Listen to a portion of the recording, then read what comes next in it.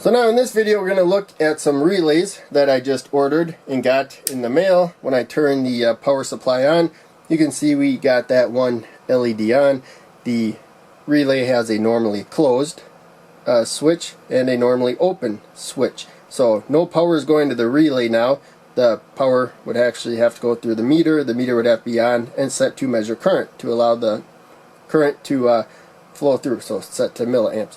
We'll get to that coming up shortly. But there you can see we got that LED on. So let's now set this to milliamps. We'll take a look at what's going on. So what I wanted, I've been looking at latching relays and latching relay modules. And the modules aren't all that expensive for all that they do. And so that's kind of my main hope now. But right now you can see that no current is going through the relay coil. So ultimately this red jumper goes to the red probe of the meter, and then the black probe that heads again to the jumper that ultimately goes to the negative side of the power supply for the relay right there. The green one is for the signal. So the meter is just like an extension wire, but it looks at how much current is flowing ultimately through the coil. So we're just going to give a quick pulse to the negative rail, so a low signal there. You can see that other LED came on, and it's staying on right now until we give a low pulse again right there. And unfortunately I'm trying to get a relay that will lock into place at this setting, and I'm trying to keep them at a low price. So each one of these was $3. Even though they're connected, they're made to snap off. We'll look at that later when I turn the power off, so I don't actually short circuit something or whatnot. But in case we're only using this one relay, there you can see we need 60 milliamps of current.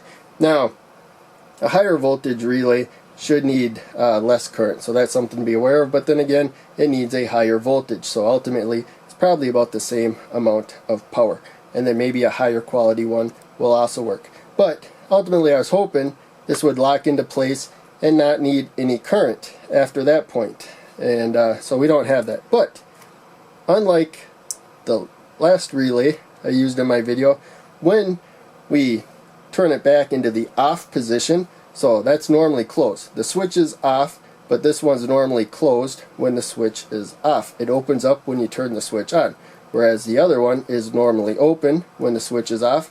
When you turn the switch on, it closes. That's why it goes to the other LED. And by the way, we have the resistor there to the positive rail, comes to the long lead, the anode of the LED. Short lead, the cathode, goes to this red jumper and goes over to this little screw down thing terminal. And then the negative side, we got negative there. So that's a direct connection right now. This one's open right now, and we can switch that. So now these two are open. We got the resistor LED red jumper, and then to the blue jumper, to the negative rail. So in any case, it's not as good as I was hoping, but I do enjoy that at least it doesn't take any power once this is turned off. So I don't know how exactly they wired that, whereas the other one, it did drain power. But if I am switching a battery bank or something, I don't want the battery bank to be on when their voltage gets low. This will work out pretty nicely. First off, the output is independent from the input. That is the main thing. And the coil right there. So this switch part, that's all it is. It's a switch right there. Everything electrical as far as the relay goes there. So I have the same power supply powering the LEDs as this, but we could use a different power supply for the LEDs and this one.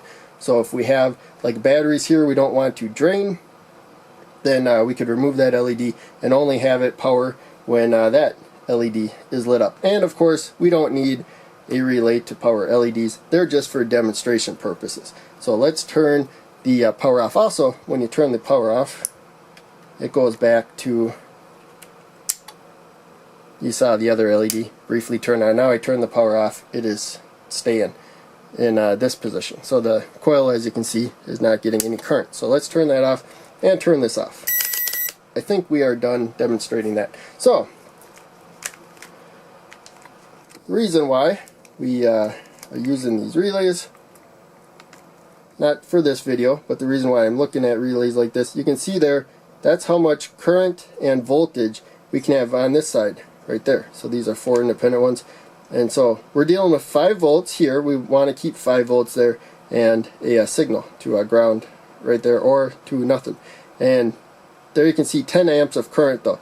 That's the maximum current that can go from there to there, or there to there. And you can go up to 250 volts AC. Only do that if you know what you're doing. If you touch any of that metal, you're going to get shocked really bad. So don't mess with that.